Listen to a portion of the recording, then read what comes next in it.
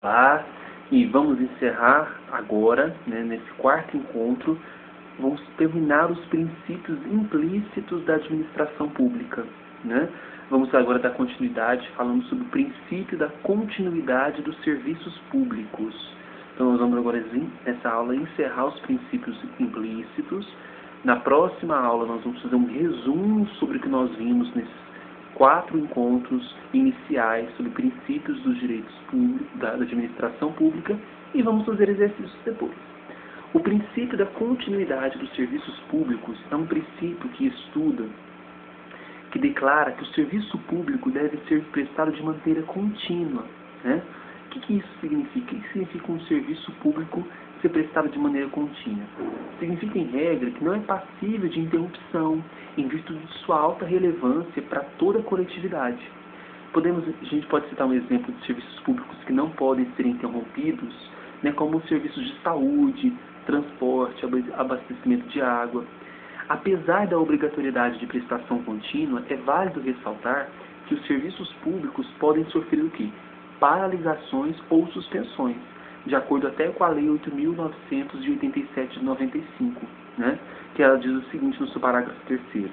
Não se caracteriza como descontinuidade do serviço a sua interrupção em situação de emergência ou após prévio aviso quando, motivado por razões de ordem técnica ou de segurança das instalações, por inadimplência do usuário considerado o interesse da coletividade. Então, eu não posso parar, mas eu posso suspender o serviço público. Né? Para que o serviço seja prestado de forma contínua, não é necessário que seja prestado todos os dias, mas sim com regularidade. O exemplo cotidiano de serviço prestado com regularidade, mas não todos os dias, é o da coleta de lixo. É muito comum encontrarmos localidades em que o lixo somente é recolhido 2 vezes por semana, mas a população tem plena ciência da frequência do serviço, o que não lhe retira a eficiência, a adequação e a continuidade. Né? Todos aqueles que prestam serviços públicos serão submetidos a certas restrições necessárias à manutenção de sua continuidade. Por exemplo, a gente tem o primeiro exemplo de restrição ao direito de greve. Segundo o artigo 37 da Constituição, os servidores públicos somente podem exercer o direito de greve nos termos e nos limites definidos em lei específica. Todavia, é válido destacar que até o momento a referida lei específica não foi criada, mas no julgamento dos mandados de injunção do Supremo Tribunal Federal, decidiu que os servidores públicos poderão utilizar a Lei 7.783 de 89, que regula a greve dos trabalhadores seletistas, até que o Congresso Nacional providencie a criação da lei que se refere ao artigo 37. Além disso, nós temos a impossibilidade de alegação da exceção do contrato não cumprido em face da administração pública. Em regra, o particular não pode interromper ou suspender a execução de serviços públicos que estejam sob a sua responsabilidade, mesmo que o contrato esteja sendo desrespeitado pela administração, como acontece na falta dos pagamentos devidos. Né?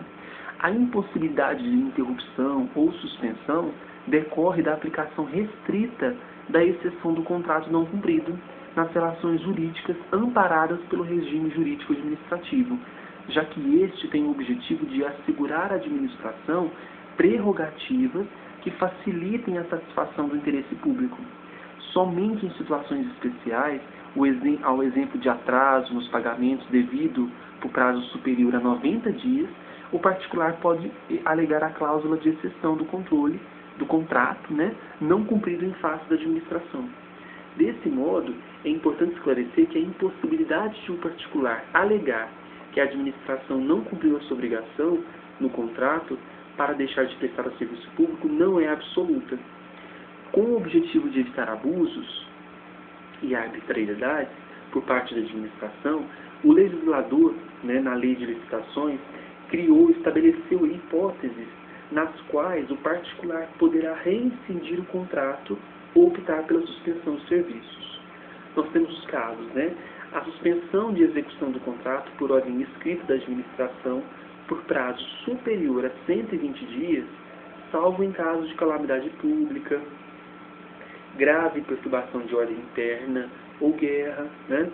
O atraso superior a 90 dias dos pagamentos devidos pela administração decorrentes de obras, serviços ou fornecimento ou parcelas destes já recebidos ou executados, né, salvo em casos de calamidade pública, grave perturbação da ordem, e também a não liberação por parte da administração de área, local ou objeto para execução de obra, serviço ou fornecimento nos prazos contratuais, bem como das fontes de materiais naturais especificadas no projeto. Então esse é o princípio da continuidade do serviço público. Nós falamos sobre a questão da greve, né? Falamos sobre a questão dos pagamentos, da paralisação. Né? Eu não posso interromper o serviço público completo, mas eu posso suspender, paralisar. Eu posso paralisar, desculpa. Né?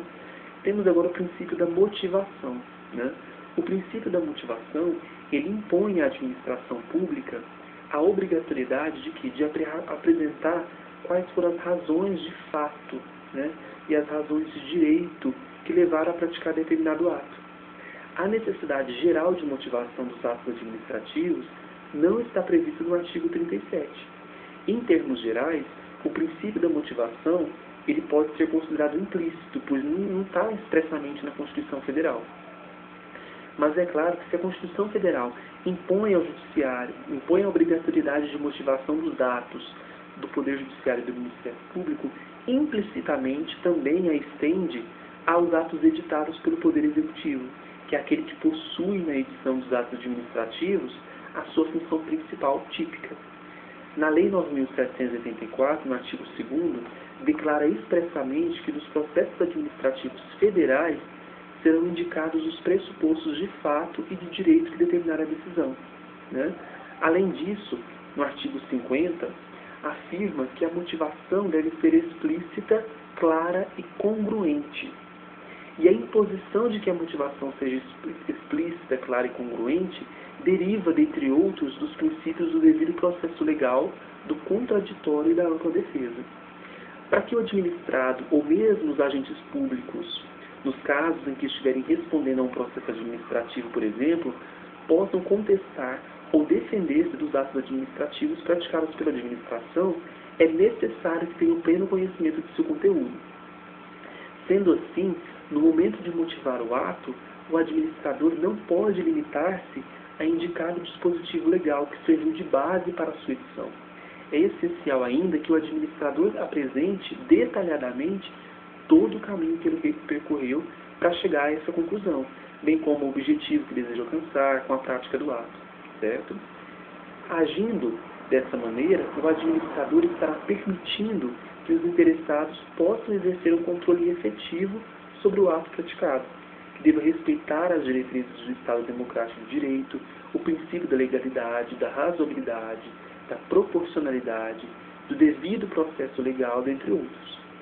Aí eu lanço uma pergunta. Será que todos os atos administrativos devem ser motivados? O que vocês acham? Pelo que nós já falamos, parece que sim, né? Mas para fim de concursos públicos, a gente deve ficar atento a essa pergunta. Porque, embora renomados professores como Diógenes Gasparini, Maria Silva Zanella de Pietro, por exemplo, entendam que todos os atos administrativos devam ser motivados, sejam eles vinculados ou discricionários, é válido destacar que existe uma exceção muito cobrada em concursos públicos, que é a nomeação e exoneração dos servidores ocupantes de cargos em comissão. No momento de nomear um cidadão para ocupar cargo público em comissão, aquele que não é necessário ser aprovado em concurso público, a autoridade competente não está obrigada a apresentar os motivos por escrito que levaram a optar pelo cidadão A ao invés do cidadão B. Da mesma forma acontece na exoneração. A autoridade competente não está obrigada a apresentar por escrito os motivos que levaram a dispensar o ocupante de cargo em comissão, independente de quais sejam. Sendo assim, como o nosso objetivo é ser aprovado em concurso público, a gente tem que ficar atento a essa exceção que comprova que nem todos os atos administrativos devem ser motivados. Por fim, não confunda o motivo do ato administrativo, que a gente vai estudar depois, com a necessidade de motivação. O primeiro, o motivo, é a razão de fato de direito que justificou a edição do ato. Já a motivação é a exposição dos motivos por escrito, detalhadamente, né? Então isso tem que ficar bem claro para vocês. Vamos agora encerrar os princípios implícitos falando sobre o princípio da especialidade. O que é o princípio da especialidade? A administração pública brasileira, conforme estudaremos posteriormente, ela é dividida didaticamente em direta e indireta. A administração direta é formada pelas entidades estatais, também chamadas de entidades públicas, políticas, bem como pelos respectivos órgãos públicos. A administração indireta é constituída pelas denominadas entidades administrativas, autarquias, fundações públicas, empresas públicas, sociedades de economia mista, que são criadas pelas entidades estatais por lei ou mediante autorização legal, para exercerem atividades administrativas de forma descentralizada, mas vinculadas às entidades estatais responsáveis pela criação. Ao criar ou autorizar a criação de uma entidade administrativa, a lei estabelece previamente a sua área de atuação, a sua finalidade, isto é, a sua especialidade. Sendo assim, como a capacidade específica da entidade administrativa foi determinada por lei, somente esta pode alterá-la. Caso os administradores decidam alterar por conta própria a especialidade da entidade administrativa na qual atuam, poderão ser responsabilizados nos termos da lei. Então, a gente tem que se atentar que o princípio da especialidade é justamente isso, né? Nesse contexto, a gente tem o quê? Que é por lei, é somente por lei que eu devo alterar a especificação de uma entidade administrativa, né? Então não há outro modo, né, de outra forma que eu possa fazer essa alteração. Por isso existe esse princípio da especialidade. Cada entidade administrativa tem a sua especialidade, o porquê que ela foi criada, certo?